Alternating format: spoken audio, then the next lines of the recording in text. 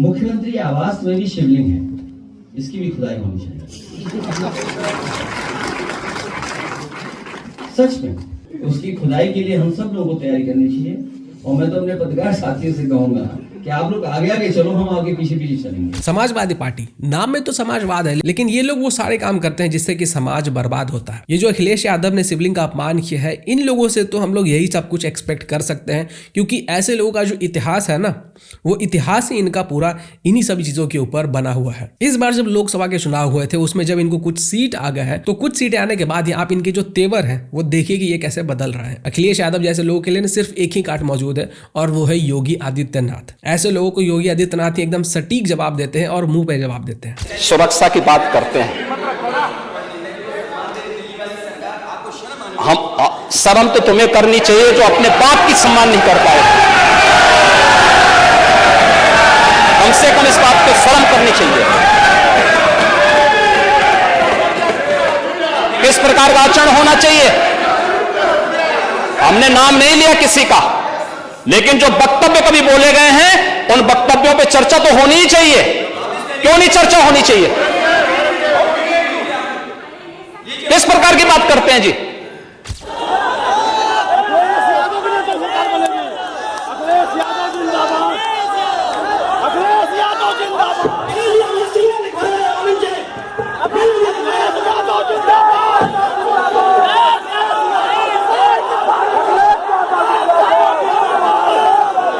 अगर आप इनके पार्टी का कोर फंडामेंटल रहा है ना, वो यही रहा है कि किसी भी तरीके से हिंदू धर्म का अपमान करो। फॉर एग्जाम्पल, इनके जो पिताजी जो कि अभी खुदा को प्यारे हो चुके हैं, उनको राम भक्तों के ऊपर गोलियां चलवाने में थोड़ी सी हिचक भी नहीं आई थी। एकता के लिए आदि अटल जी 1800 या 56 बहुत कम है।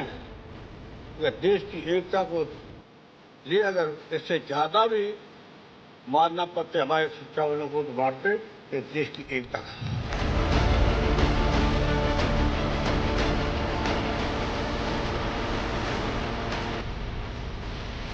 समाजवादी पार्टी को बढ़ना पड़ेगा राम से और शंकर से, अगर देश में अमन चैन कायम रखना है तो।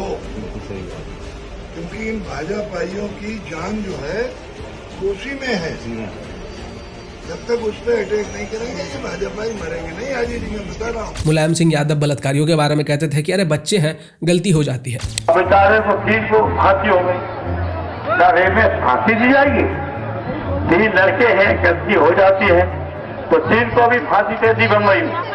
अब सोचिए आप। और ऐसे लोग जो कि अपने बाप तक का सम्मान नहीं करते हैं, वैसे लोगों से आप क्या ही एक्सपेक्ट करोगे। अगर मैं आपको इनके पार्टी के लीडर्स के बारे में बताऊं तो कुछ क्लिप्स मैं आपके साथ शेयर करता हूं कि इनकी पार्टी के जो लीडर्स है वो कैसे सनातन धर्म को टारगेट करते हैं। हिंदू धर्म नाम की कोई धर्म है ही नहीं। हिंदू धर्म केवल धोखा है।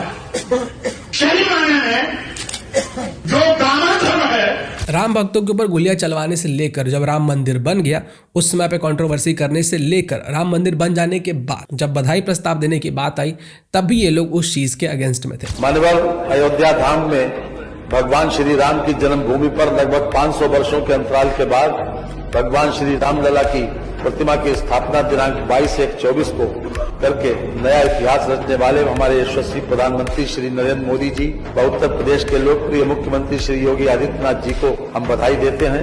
धन्यवाद किस बात का? अरे धन्यवाद देंगे, कोर्ट को भी तो धन्यवाद देंगे। कौन सी बात? अरे बधाई देने में आपको कोई आपत्ति है क्या?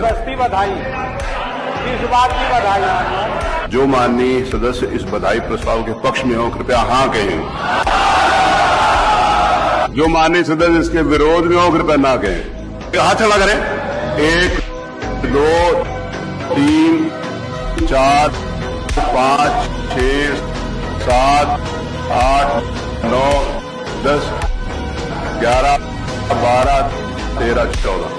समाजवादी पार्टी के जो विधायक हैं वो इलेक्शन के टाइम पे कहते थे कि जो ब्राह्मण और क्षत्रिय होते हैं वो तो चोर होते हैं, हमें उनके वोट नहीं चाहिए। इस समाजवादी पार्टी की हिस्ट्री के ऊपर हमने बहुत पहले वीडियो बनाया हुआ था, उसकी कुछ क्लिप्स मैं आपके साथ शेयर करता हूँ। वैसे तो मुलायम सिंह ये कहा करते थे कि हम सत्ता के भूखे नहीं है, लेकिन जब मायावती की वजह से यूपी की सत्ता हाथ से जाने लगी तो उन्होंने मायावती पर जानलेवा हमला करवा दिया था। आप में से काफी लोगों ने शायद गेस्ट हाउस कांड के बारे में सुना होगा। उसमें भी मुलायम सिंह का हाथ था और ये हुआ क्यों ये भी जान लेते हैं। किसी भी पार्टी को मेजॉरिटी नहीं मिली थी। बीजेपी को 177 और समाजवादी पार्टी को 109 और बीएसपी को 67 सीट्स मिले थे और दोनों ने एक साथ मिलकर कुछ और एमपीज को साथ में जोड़कर अपनी गठबंधन की सरकार यूपी में बनाई थी। मुलायम सिंह यादव सीएम बने थे, लेकिन एक्सपर्ट्स का शुरू से ही कहना था कि ये सरकार 5 साल शायद नहीं टिक पाएगी क्योंकि मायावती और मुलायम सिंह की आइडियोलॉजी में कुछ डिफरेंसेस थे और वो बात सच भी साबित हुई। 1995 की शुरुआत में यानी करीब अप्रैल मई के दौरान मायावती ने समाजवादी पार्टी से नाता तोड़कर बीजेपी को ज्वाइन करने का डिसीजन ले लिया क्योंकि बीजेपी ने मायावती को सीएम बनाने का वादा किया था।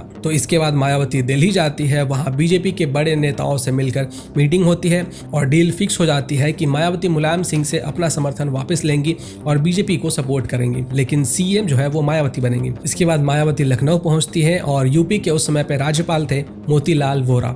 तो राज्यपाल को इस बात की जानकारी देने के लिए और बीजेपी के सपोर्ट का लेटर साथ लेकर मायावती दिल्ली से लखनऊ पहुंच जाती है। तब तक मुलायम सिंह को यह पता चल चुका होता है कि मायावती सपोर्ट वापस ले रही है और अगर ऐसा होता है तो उनकी सरकार गिर जाएगी। इसलिए उन्होंने फिर किसी तरह बीएसपी को तोड़ने की कोशिश की और उनके एमपी को अपने तरफ करने के लिए बातचीत करने लगे, लेकिन कुछ 10-12 एमपीज ही समाजवादी पार्टी से मिलने को तैयार थे, पर इतने से काम नहीं होने वाला था। इसलिए मुलायम सिंह यादव अब कुछ खतरनाक करने की सोच रहे थे। तो लखनऊ में मायावती मीराबाई गेस्ट हाउस में रुकी हुई थी। 2 जून का दिन था। बीएसपी के सभी एमएलए भी उनके साथ में थे।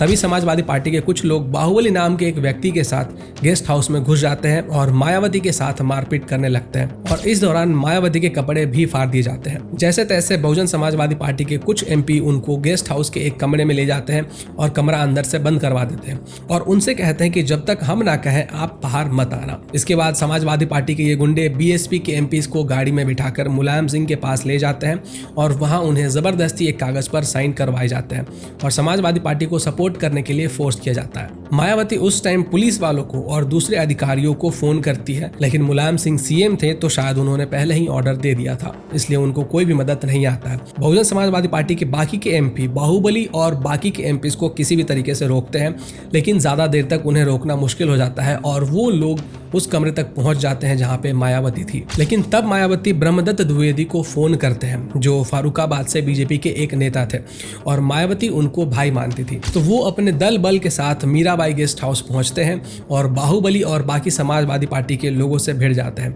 ये सब जब हो रहा था तो मीडिया वाले भी वहां पहुंच चुके थे और इस वजह से समाजवादी पार्टी के लोगों में थोड़ा डर था कि कहीं मीडिया वाले इसको ब्रॉडकास्ट न करते।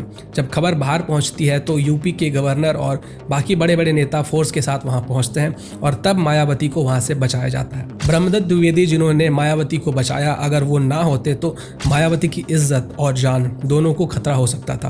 हालांकि इसके 2 साल के बाद 1997 की 10 फरवरी को ब्रह्मदत्त द्विवेदी की गोली मारकर हत्या कर दी जाती है और इसके लिए समाजवादी पार्टी के विजय सिंह को दोषी पाया गया था और इन्हें लाइफ सेंटेंस मिला था, लेकिन विजय सिंह ने हाई कोर्ट में अर्जी डाल दी और इस केस के खिलाफ स्टे मांगा और कोर्ट ने स्टे दे भी दिया। लेकिन 2017 में सेम डिसीजन हाई कोर्ट से भी आता है।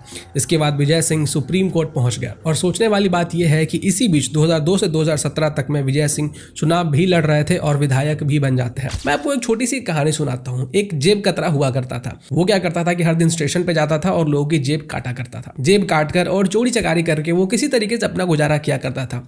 वो लड़का धीरे धीरे बड़ा होता गया। जब वो लड़का वयस्क हो गया तो उसने सोचा कि जब मैं लोगों की जेब काटता हूँ ना तो ज्यादा पैसे नहीं मिलते हैं। 5 रुपए, 10 रुपए, 100 रुपए, 150 रुपए, ज्यादा 1000 रुपए मुझे मिल जाते हैं। लेकिन क्या हो अगर मैं जनता के जेब को काटना शुरू कर दूं, तब तो मैं माला माल हो जाऊंगा। तो उसने क्या किया कि जेब कतरों की एक टोली बनाई और उन जेब कतरों से जेब काटकर जो पैसे मिले थे उससे वो इलेक्शन में खड़ा हो गया और वो इलेक्शन जीत भी गया। अब इलेक्शन जीतने के बाद भाई वो चीफ मिनिस्टर बन जाता है और फिर वो सरकारी आवास में रहने लगता है। अब देखिए, जेब कतरा जो होता है, जो चोरी चकारी करने वाला होता है, उसकी जो आदत होती है वो कभी भी, वो कितना बड़ा आदमी क्यों ना बन जाए, उसकी चोरी करने की जो आदत है ना वो कभी भी जाने वाली नहीं है। तो वो सोचता है कि बचपन में तो हम लोगों की जेब काटा करते थे, फिर मैंने जनता का जेब काटना शुरू किया, बहुत पैसे आ गए, लेकिन अब इस बिल्डिंग को छोड़ने का समय आ गया है तो यहाँ से भी कुछ ना कुछ काट कर हम लोग ले जाएंगे। तो वो क्या करता है ना कि जो पानी आने वाला नल होता है ना उसको काट कर ले जाता है। साथ में जो बिल्डिंग के अंदर मार्बल टाइल्स थे उनको भी उखाड़ के ले जाता है और बाद में इन सभी चीजों को ले जाकर अपने घर के अंदर लगा लेता है। लेकिन उसका ये जो कारनामा होता है ना, चोरी करने का आदत, वो एक दिन एक्सपोज हो जाता है, न्यूज में आ जाता है, लोगों को पता चल जाता है कि अरे ये जो नल है ना ये भी चुरा लेता है, साथ में घर का जो टाइल्स और मार्बल है वो भी चुरा लेता है। बाद में जो बाकी नेता होते हैं ना वो इसको अपने घर में बुलाने से मना कर देते हैं क्योंकि भाई उन्हें डर लगता है कि कहीं ये उनके घर का टाइल्स मार्बल और उनके घर का नल भी न काट के ले जाए। और ये जो कहानी मैंने आपको बताया ना उसका इस वीडियो से कोई लेना देना नहीं है, बस ये एक मन घड़ंत कहानी है और इसको आप लोग कहानी के तरीके से ही लेना, रियलिटी से इसका दूर दूर तक कोई वास्ता नहीं है। बाकी आप लोग अखिलेश यादव के इस बयान के बारे में 2 शब्द लिखना ना भूलें।